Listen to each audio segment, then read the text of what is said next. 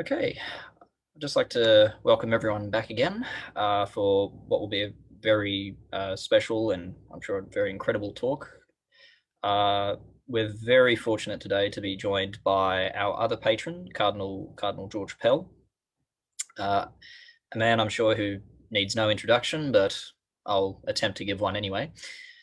So His Eminence was born in Ballarat, and he obtained a doctorate in patristics from Oxford and a Masters of Education from Monash University.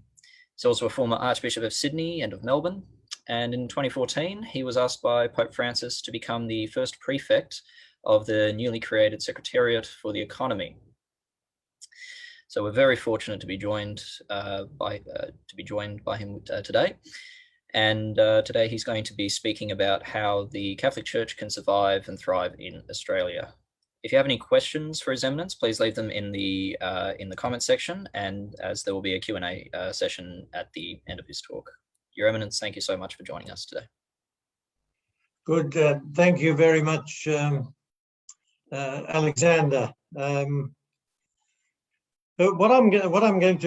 context in which I'm going to place my talk is a discussion of Ross Douthat's book on the decadent society, how we became victims of our own success.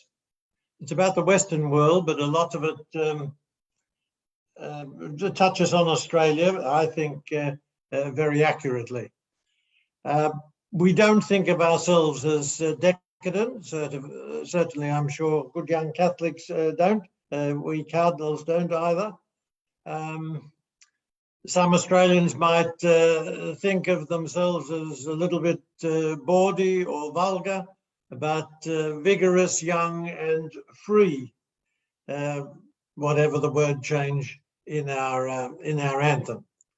And I don't think we even think of New Zealanders as decadent. But this book is written by Ross Douthat. He's worth reading. I think he's probably the single best religious correspondent that's writing. He's up there with a man like George Weigel. He writes, of all things, for the New York Times, which is the mouthpiece of a classical secular liberalism, although he is a conservative in many ways. So his claim that our society is decadent, I think, is provocative to many, many people for different reasons. A word or two to digress about my own starting point. I show my age by pointing out that my first history classes were back in 1949 in grade 3. And for some reason, we started off with the history of the Roman Empire. So I remember hearing about the Via Aurelia and the Via Appia, both of them are still busy thoroughfares today, and of the cackling geese, which woke up the Roman soldiers in the citadel on Capitol Hill, probably around 390 BC, to fight off the Gauls who were ransacking Rome. I happen to remember it because I remember the teacher saying that I think it was the Via Appia was the longest road in the world, and my father pointing out sensibly that it didn't even go as far as the road between Adelaide and Alice Springs or Darwin, which of course was perfectly correct. Now, it was for reasons like that, and then Hollywood contributions, that the concept of decadence conjures up for me Roman emperors like Caligula, who appointed his horse a consul, or Nero, a terrible tyrant and a terrible fool. Allegedly, he fiddled while Rome was burning at the Great Fire of Rome, 64 AD, which destroyed or damaged 11 out of the city's 14 districts. And he tried to blame a new subversive and dangerous group who were called Christians after their founder. I also used to think that when you spoke of decadence, you were thinking of military and economic decline. But Nero ruled only briefly, about 100 years before the zenith, the great high point of the Roman Empire under the Antonines, while the Roman Empire continued in the West for about nearly 400 years after Nero, and then went on for 1,000 years further than that in Eastern Europe, around the new capital of Constantinople after Constantine, the first Christian emperor. And I think one of the first things we might remember from history today is, while we might be a little bit disturbed, upset, and by the society around us, by the fact that it's hostile to Christianity in many ways, it's very respectable in comparison with the Roman Empire, which practiced infanticide as well as abortion, where perhaps 40% of the population in Rome were slaves, where men fought one another to death for public entertainment, where women had no rights, and where the society couldn't maintain its population and didn't want baby girls.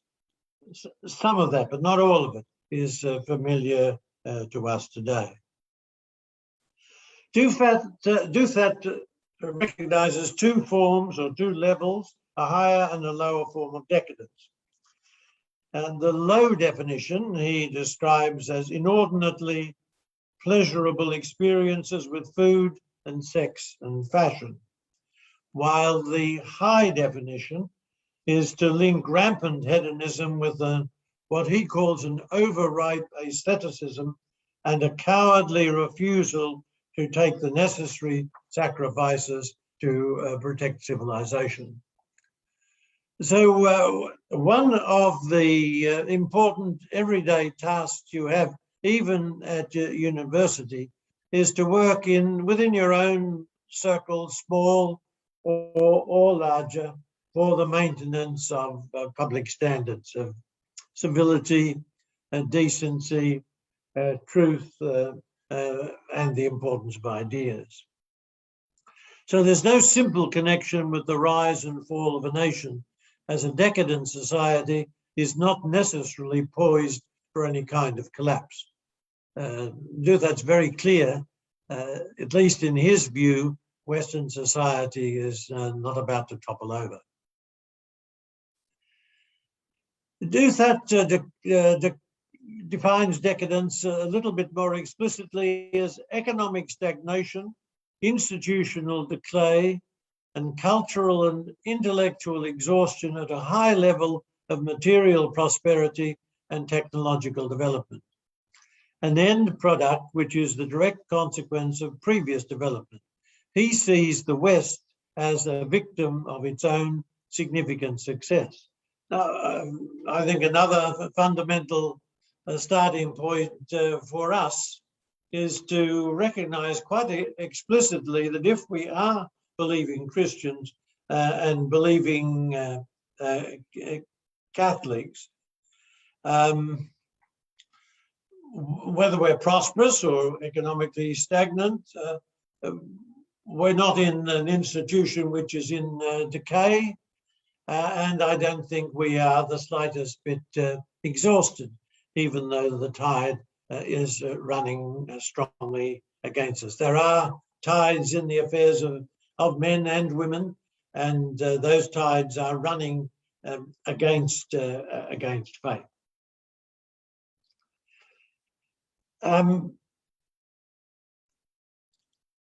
For Duthat, America and the West, and places like Australia in the first decades of this 21st century haven't been hurtling anywhere except perhaps in a circle, spurning both memory and ambition, comfortable and pessimistic, growing old unhappily. This was written, I think, before the cancel culture and the woke movement was really hitting its stride, because I think they are not so much going in a circle. I think they're going back backwards very, very explicitly, although thanks be to God, they don't seem to be as strong here as they are in some parts of the States, and even at a place like Oxford in some of the colleges there. Here, Duthat aims to convince us, his readers, that our society is indeed decadent, that it applies to our contemporary Western world over the last 2 generations. And then he goes on to make the claim that it may apply to all the societies that are currently catching up to Europe and North Africa and East Asia.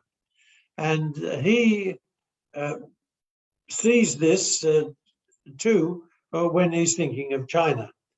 And once again, I think the book was written before we became as aware, at least in Australia, of what China is up to. And I'll come back to that. So I don't think he's as much on the money on China as he is on many other issues. He draws heavily on the past to analyze the present. That's the only way we can really do it, although it's full of pitfalls. But the work is also about the future. And that's something that you as young people should give a little bit of thought to. When I think how differently the church has turned out from what I imagined, I was in Rome for 3 of the 4 sessions of the council. It was society generally has changed dramatically. Just before the council, there was no contraceptive pill, for example. Computers were just starting, and so the list could go on. So I don't know what sorts of changes you might be confronting. He touches, when talking about the future, on a bewildering range of topics, sometimes frightening possibilities and alternatives. But he's never foolish, he might be wrong, and he's regularly thought-provoking. Just almost as a digression, a couple of directions in which he moves briefly. Will China rush ahead to produce more than human supermen? We'll move into the world of transhumanism, unencumbered as it is by Christian qualms and constraints from our almost vanished doctrine of the human nature. Would there ever be a war or wars fought over such issues? The place of China in our future, and even more so in your future, which will be much longer than mine, will loom very, very large indeed. And the role of Christianity in China is going to continue to be fascinating. Christianity is spreading in China despite the persecution. There are many more Protestants than Catholics. And of course, the Catholic Church there now is hindered by, I think, a pretty unfortunate agreement. We don't know exactly what's in it between the Vatican and China. On other occasions, in happier times, I've wondered publicly about whether Chinese society will ever see a Chinese Constantine, a first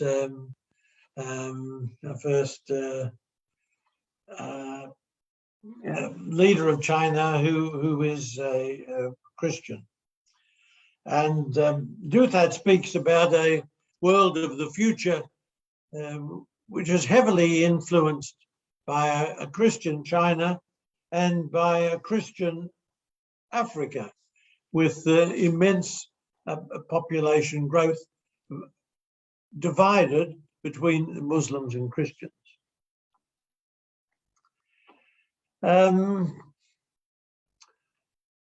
Another digression, just to get us to think, Duthat wonders whether even in the West, here or there might emerge a more moderate form of Islam to break the stalemate between belief and secularism, between conservative Christianity and its declining religious components, and with a new family-centered social order, which might attract some of the lost boys from the far right, and somehow was able to tap into the puritanical late feminism of the Me Too movement.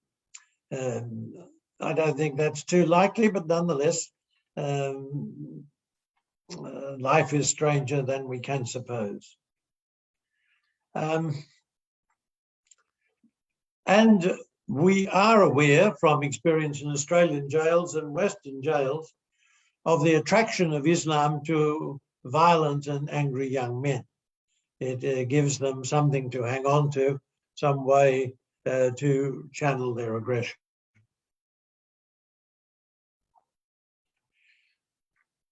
The book, as I mentioned, was published before the COVID pandemic really got into its stride.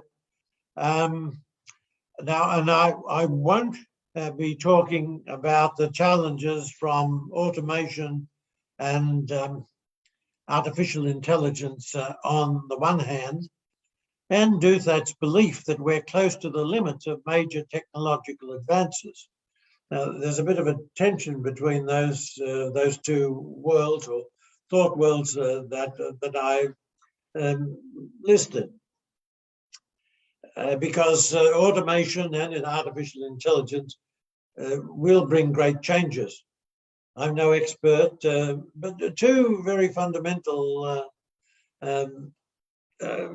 points and the first is that, unlike, for example, with the Industrial Revolution, it won't just be the manual workers who will be affected by automation. There will be consequences for right across society. Consequences, for example, for bank tellers, radiologists, lawyers, those who do conveyancing. They're just a few thoughts. And another significant difference from the Industrial Revolution.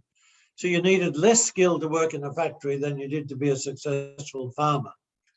But to be redeployed, to find another job when you become unemployed as a result of automation, you'll probably need greater skills, certainly different skills in the future. So education is the key, and the key to within education is, of course, the ability to think and therefore learn, and the ability to write clearly and well. Nor will I be talking about the financial constraints of the future.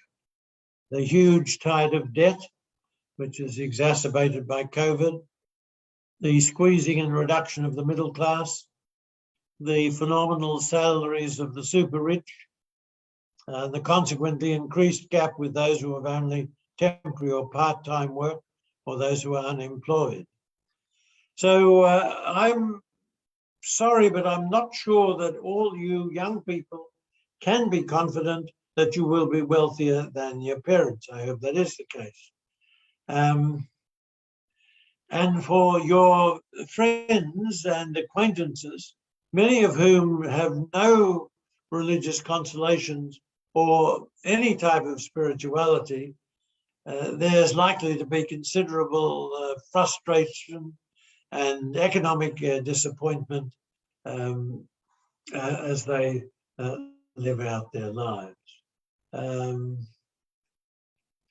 One particular change, of course, is in the cost of buying your own home. I think 40, 50 years ago, it was 3 or 4 times the average wage. I'm not exactly sure what it is now. It would vary between places like Sydney and rural Australia, but it can be 7, 8, 9 or more times the average wage before you can buy your own home. These make a difference. Now, 2 or 3 particular topics, and the first I want to speak about is aging.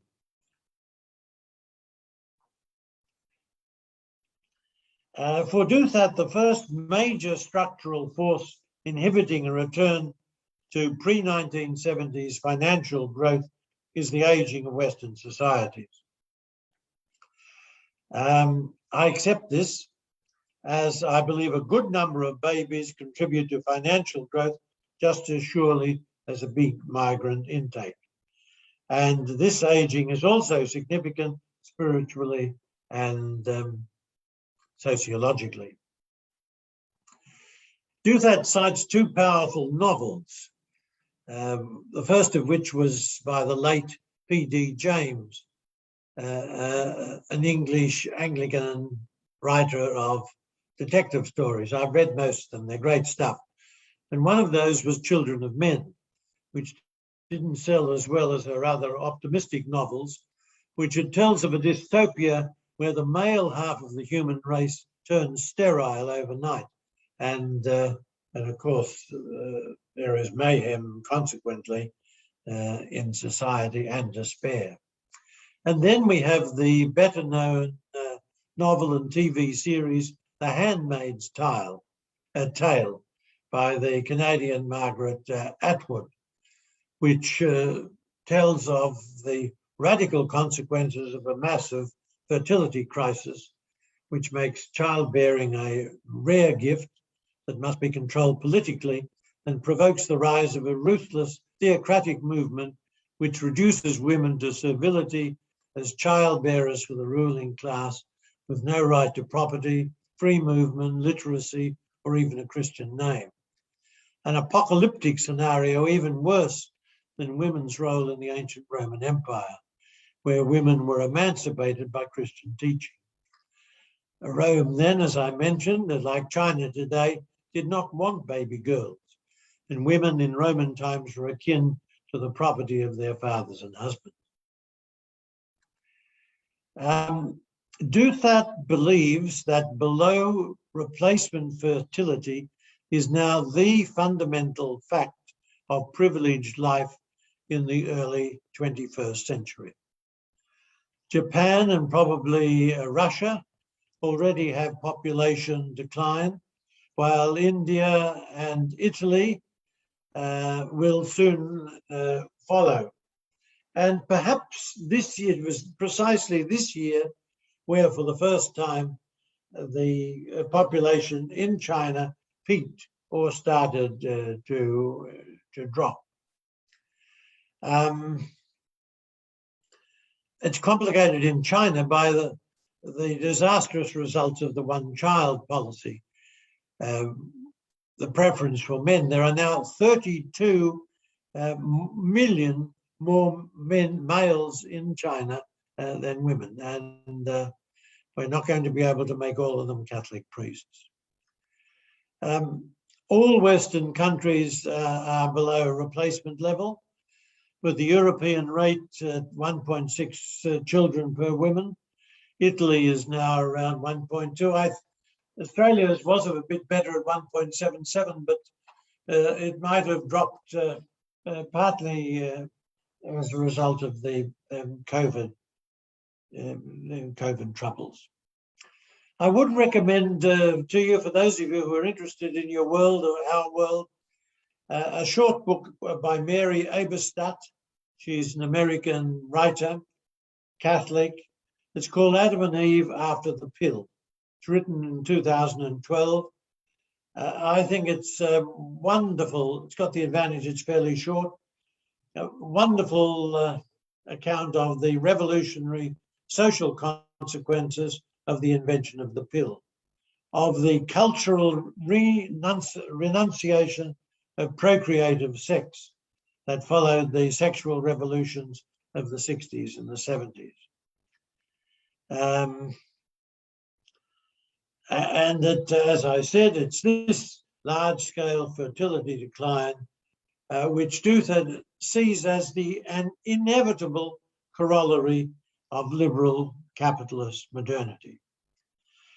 So perhaps my first and most basic encouragement to you, apart from urging you to look at priesthood and religious life or leadership in some of the Catholic movements, is to be, but leaving that aside, is to be urging you to be countercultural, to support marriage, and to think of larger rather than smaller families. One interesting statistic Duther produces is that religious conservatism doesn't guarantee more children. Swedes have more children than Poles, and Britain and Scandinavia have a higher birth rate than Spain, Italy, and Greece.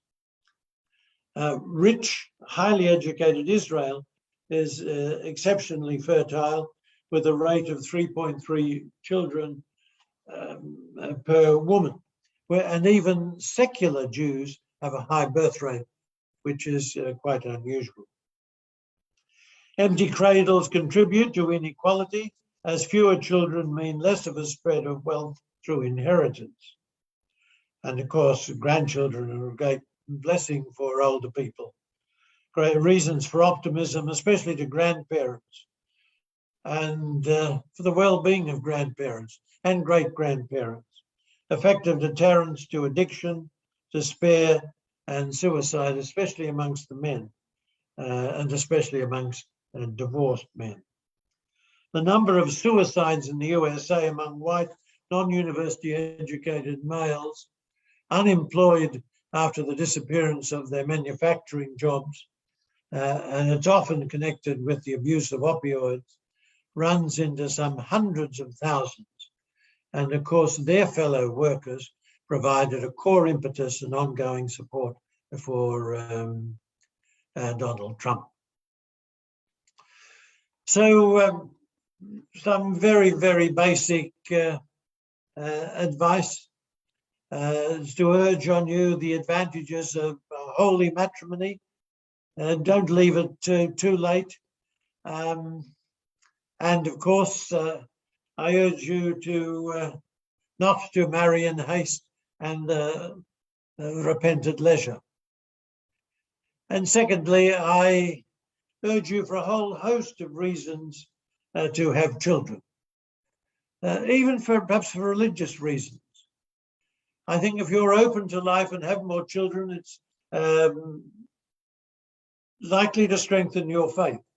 Eberstadt discusses whether weak faith means you have fewer children, or whether deciding to have fewer children generally then weakens the faith of the parents. It's a mighty topic. It's a basic topic. It's one area where we are quite countercultural, and I think it's important that through groups like ACSA, you tried to build a culture and a group of friends and companions where people strive to respect the Christian teachings on sexuality, but also are deeply respectful of the Christian teaching on marriage and the obligations of the future. It's ground for an annulment of a marriage in Catholic canon law if it can be proved that one of the partners to the marriage completely excludes the possibility of children.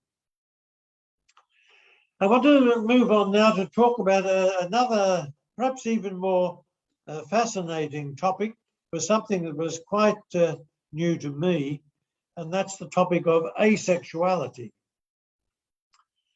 When I was in the Melbourne assessment prison in solitary confinement, we could buy a copy of the Herald Sun.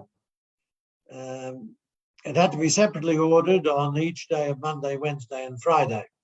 And that was taken from our monthly allowance we had to pay for it of $140. And on one occasion, I noticed a short report in a side column of the fact that up to a third of some populations weren't interested in sexual activity. Douthad deals with this, pointing out that the fertility collapse from the 60s and 70s, which I've mentioned, ran in parallel with the fact that men and women were having more trouble successfully and permanently pairing off. And that in the last couple of decades, they were also having less sex as the virtual alternatives to old-fashioned copulation increased. He quotes a recent study from Japan, which is probably, unfortunately, the pathfinder for a lot of Western societies. It's not just a weird exception, but leading the way. And I believe there are similar stats in Finland too. And in Japan, one survey found that 45% of women and a quarter of the men aged 16 to 24 were not interested in or desired sexual contact.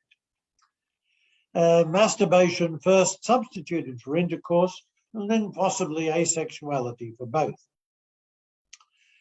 Back in the old days when I was growing up, 65 or 70 years ago, the struggle for purity in my school was taken seriously. And all of us in Year 8 class were members of the Maria Goretti League for Purity. Now, I don't know what the success rate was, but life was simpler then with fewer options for evil. I can remember chuckling about the schoolboy gossip that too much masturbation would make you mad. In Chicago, about the same time, according to a priest friend I asked, the consequences weren't as grave as only warts were threatened. But the folklore acknowledged the downside, the prison generated by habit, by repeated weakness. More explicit and degrading pornography started to become available in the 60s and 70s. And in the 80s, some feminists and a number of Christians like myself believed that a strong link would be revealed between watching pornography and violent, sadistic crimes, cruel rapes, and dark masochism. This hasn't happened. It hasn't happened. Constant porn has made arousal more challenging and normal sex less immediately attractive. In the USA, surveys show drops in teen sex, teen pregnancy, teen smoking, teen binge drinking, and teen drink driving. The work participation rate has also dropped, perhaps for different reasons. In 1990, 10% of adolescents had lost their virginity before the age of 13, whereas only 4% enjoyed that dubious distinction in 2016. The fantasy world has become a substitute for flesh and blood behavior. Pornography is not new, it's very, very ancient.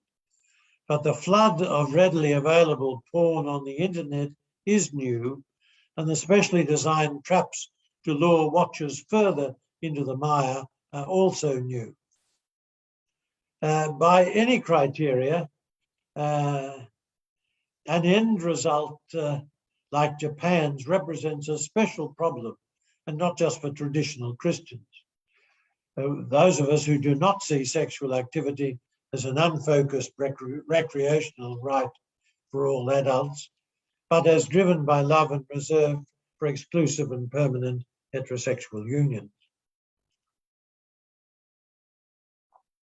Addiction to porn is quintessentially narcissistic. It's not conducive to human flourishing, and it's certainly a source of weakness, one manifestation of decadence. It's already breaking up families, worsening a situation where in Australia, 33% of marriages end in divorce, and many children grow up in a household without their father. It will be interesting to see in the future how our sexually liberated society will view this phenomenon, if and when it emerges from the media silence. Will any Australian consensus in the near future agree that Japanese asexuality patterns do represent a problem? Would censorship be any part of the solution? So I think part of the surviving in the world of today is to battle against pornography. It's a weakness that is surprisingly prevalent. You can get hooked slowly, ruthlessly, and it obviously it's a battle that it's important to win. Continued trying again, even if there are a few lapses. A final word about China, and then I'll conclude in the next 10 minutes or so.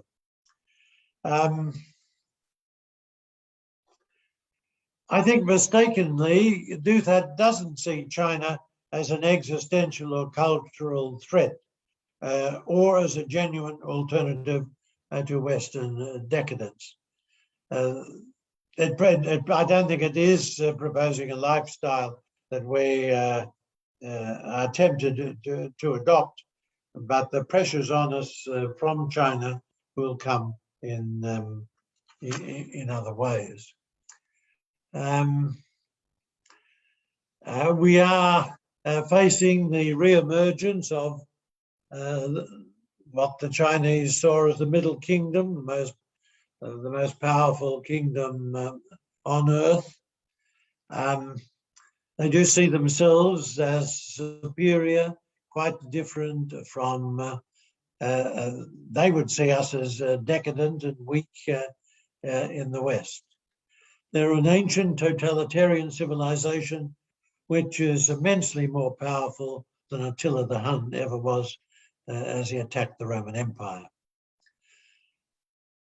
We know from one of the defectors that one official Chinese line sees Australia as a weak link in the Western alliance. They aim to break us away from the United States, and they do want to make sure we remain as a long-term source of raw materials.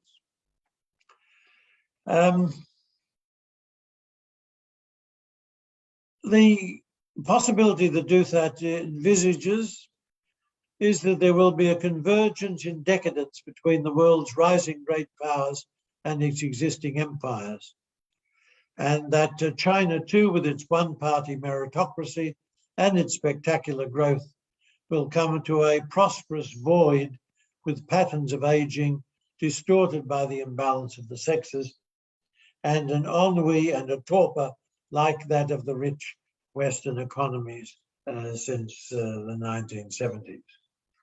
There is a vacuum in society caused by the Red Guards, the Cultural Revolution, the Great Leap Forward, those immense convulsions in Chinese society.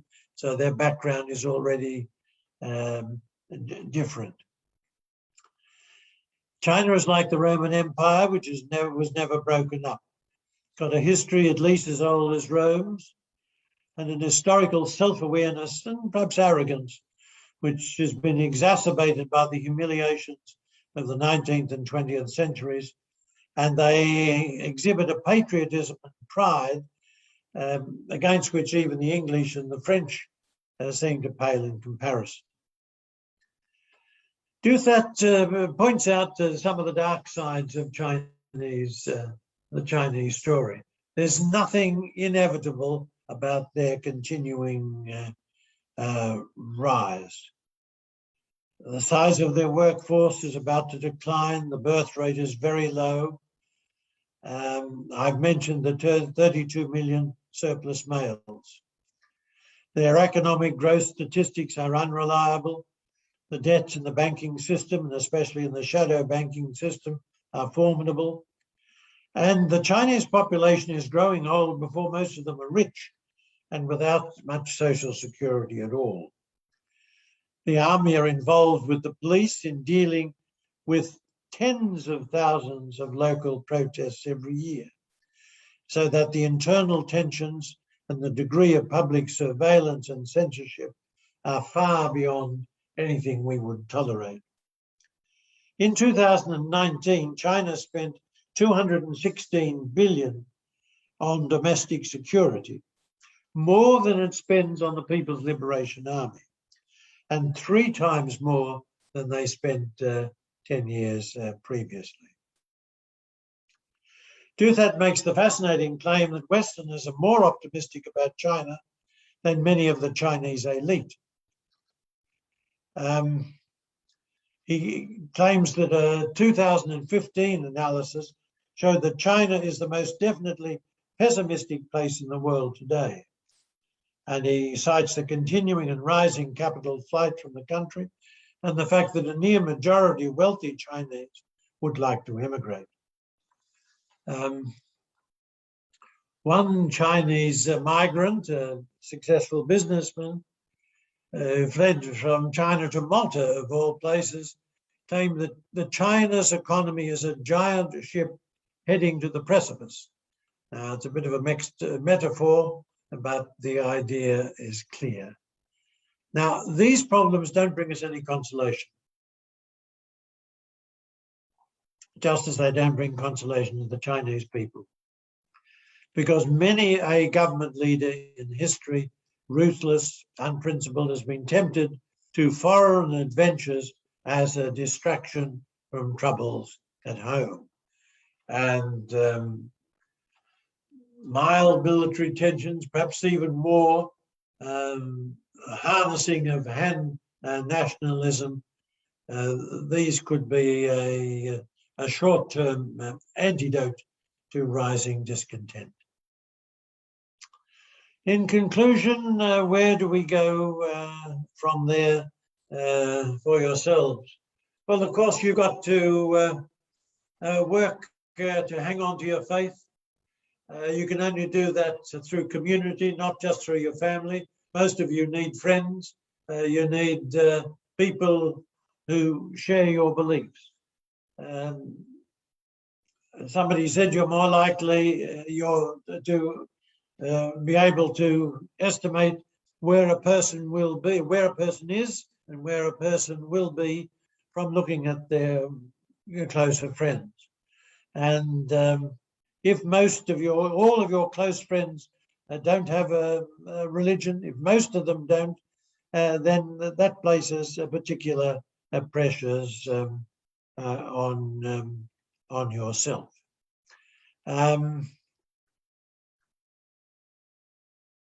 We very consciously, I think, in terms of committed Christians, should see ourselves as a minority. We should not overestimate our strength. I think we did that, at least in Australia and perhaps throughout the Western world, after the Second Vatican Council, when we dismantled a lot of our sociological defences and set ourselves to dialogue with the world around us, which we've got to do, but the world around us is so much stronger culturally that we were often, I think, just swamped. Duthat, he himself sees the church as being much less influential in society than the international tech companies. And even he cites the military and a place like Silicon Valley. But I'm not sure about the rest. I suspect that might be more a New York perspective, and New York is not the whole of the world. We too, as Christians, are threatened with decadence. And that takes this form. We can also be tempted to believe that a modernized, sanitized set of liberalized Christian teachings will be more marketable. Well, it'll go down well in society. That's a catastrophic mistake. The whole of religious history, the last 50 years, shows that is pointing in the wrong direction. The more liberal a religion, the quicker it elapses, vanishes into agnosticism and unbelief.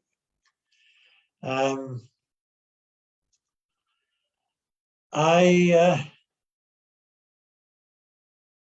wish you well. You've got all sorts of marvelous opportunities. You certainly have very real challenges. But one of the things that were convictions that was absolutely reinforced for me was when I was in jail, and that is that the Christian package works. The Christian package is true. God does love us. God is at work. His providence is at work. And certainly redemptive suffering is a reality and a powerful help in times of difficulty. So I urge you to have a look at the book. It's a solid book. It's worth even systematic study. So may God bless you all. I'm very, very proud to have been associated with the origins of ACSA. I think you do great work, and it's worth the effort to keep it going and pass on these advantages to the younger students and to successive generations. Thank you.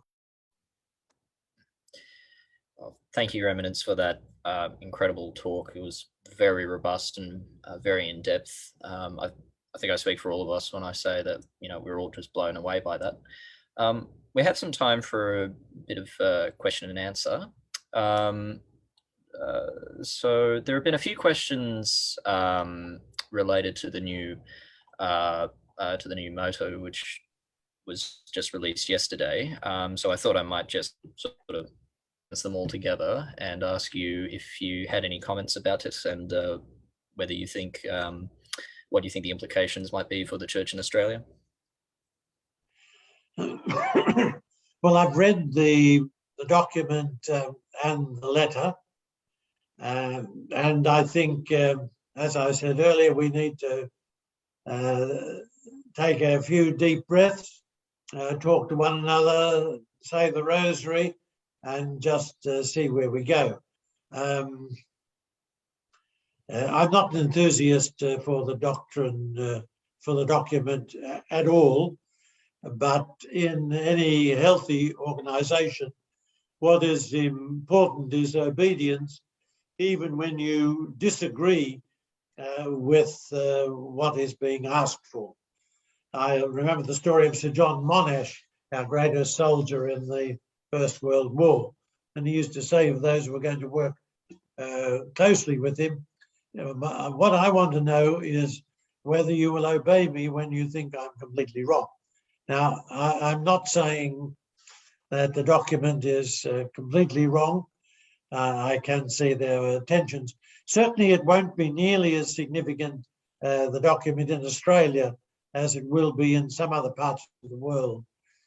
For example, a place like France, where I think half the seminarians are seminarians for the old rite. So just where it's early days, how it will go forward, I'm not quite sure, but let's just consider things and pray. And now I know that nobody amongst us would be thinking of that, but one reaction must certainly be ruled out completely, and that is just packing up your bags and going off somewhere else. We've got to remain and stay. Church unity is enormously important, sometimes maintained with difficulty and all sorts of tensions. But individuals will be anguished. I've spoken to some of those already here in Australia. I've got no doubt about that. But they will be fewer, absolutely and percentage-wise, than at least in some parts of Europe. Thank you. We have a question from Robert, who asks, how can we be instructed on redemptive suffering for the good of Mother Church? I don't think you need to be greatly instructed. It's there in the basic gospel teachings. I think you just need to go through these scriptures, find you don't have to find many texts, and just meditate on them, and especially turn to them when things go badly with ourselves. I mean, the crucifixion is such a Lent and Easter. There's such fundamental truths at the absolute centre of our faith. We just have to meditate and try to understand a little bit more the significance of Jesus' suffering, and then join our suffering to his when we're in trouble. It's not terribly complicated intellectually. It can be very, very hard to put us into practice, but it's a fundamental orientation which makes a world of difference. Very much. We have a question from Michael, who asks, with the persecution of anyone who is Catholic or who has Christian values, with that being so prevalent in society today, what can we do to stop this and to reverse the trend on things like abortion and other social matters? Well, I'm not sure what we can do to stop them or reverse those trends, although we must be aware in what they have achieved in the United States with public opinion on abortion, which public opinion in the United States as a result of the pro-life movement is much more in favour of the defence of human life than it is in this country. To some extent, the sociological forces in society are beyond our control, but what we can do is talk to one another, have friendships, communities of prayer and faith and belief, so that we can better cope with these hostile pressures. And of course, it doesn't mean to say that the church will automatically be weakened because there's a bit of hostility. It doesn't need to go as far as the blood of martyrs is the life of the church. But adversity can, and in many cases, does strengthen us. And if any Catholic or Christian community had suffered from no hostility, no adversity whatsoever, it would probably be a sign that we weren't really teaching what Christ wants us to teach. Thank you. We have a question from JP Romano, who asks, how can the church play a greater role in Australian politics? Well, of course, you need to, if you're going to play a role in politics, you need to be in political parties. So I've regularly encouraged people like yourselves to go into politics. And I used to say, and I repeat it now, both sides of politics. Even at a rudimentary level, it doesn't pay to put all your eggs in one basket. Now, it's in South Australia, I think it looked as though there was an attempt to exclude people of a Christian orientation, prevent them from coming into the party. There are some elements in all the parties who don't want young Christians, but nonetheless, that's the way to go. It's an important area of life. I think it's a very difficult area. It always involves compromise. But if all the good people leave politics, our situation goes from bad to worse. And for a good, steady stream of young Christians who actually have a worldview, have a set of values to which they are committed, that's very much to the advantage of political movements, because we don't want political parties to be dominated completely by people whose overwhelming ambition is simply to continue their own career and who decide policy almost totally as a result of opinion polls and surveys. We need conviction politicians, men and women, and goodly numbers of them. I don't have too much enthusiasm for new small political parties. I might be wrong on that. There are different groups that can do things and perhaps not be in a political party, but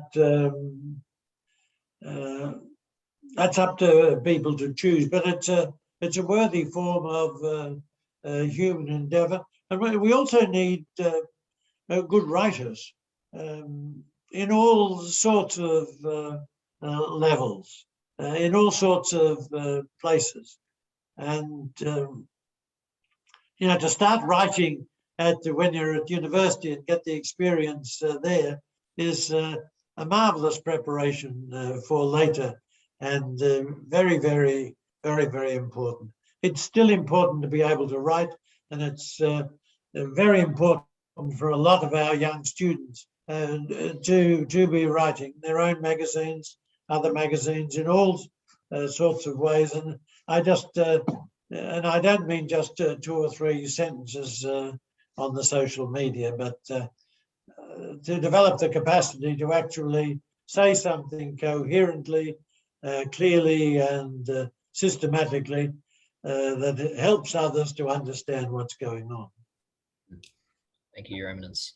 We probably have time for just one more question. Michael would like to ask, what is the aspect of Christ that you believe the Church most needs to emphasize today in her preaching for the salvation of all souls? Well, that's a very good question. I'm tempted to say the courage of Christ, that he just didn't back off and shut up. He didn't run away when he was challenged. Now, some of us get into trouble too readily. Some people are a bit too belligerent, but that's not the situation of most people. Now, I don't ask you to follow exactly Christ's examples, because some of the things that Jesus himself said about his opponents, I would never be game to say, and I don't think you should say them also. Apart from anything else, you get into too much trouble too quickly. But there is a time to stick to your guns. There is a time not just to be quiet. Somebody once said that with young adults, perhaps a bit younger than yourself, that if you are prepared on 3 significant occasions to stand up against those around you and courteously and strongly point your position, state your position, that you're free for the rest of your life. Now, I don't know whether that's good maths, but I think there's a lot of truth in it, because for every time we wimp out, it's a bit harder the next time to muster our courage. Every time we manage to stand firm and actually do our bit, it makes it just a little bit easier the next time. So there are many things about the answer for the church are in Jesus' teaching. We're not going to go forward by rejecting his teachings, watering them down, going quiet on this or that. Now, we're not fundamentalists. We believe in reason. We believe in the development of doctrine within the apostolic tradition. But the secrets of growth are in following Jesus through prayer and sacrifice, and by understanding and repeating his teaching. Well, thank you very much, Your Eminence. Unfortunately, I think that's all the time we have for questions. But if you're open to it, Your Eminence, perhaps if for some of our viewers who missed out, perhaps they could send their questions to us and we could pass them on to you, and we could respond to their answers that way, if that's all right with you. Yeah, for sure. Thanks, Alexander. Godspeed. I hope all goes well. Me too. Thank you very much. Before you go, Your Eminence, I know it's a bit less than ideal since we're all separated via computer screens, but whether you might give us a blessing. The Lord be with you. With your spirit. May the blessing of Almighty God, the Father, the Son, and the Holy Spirit come down upon you all.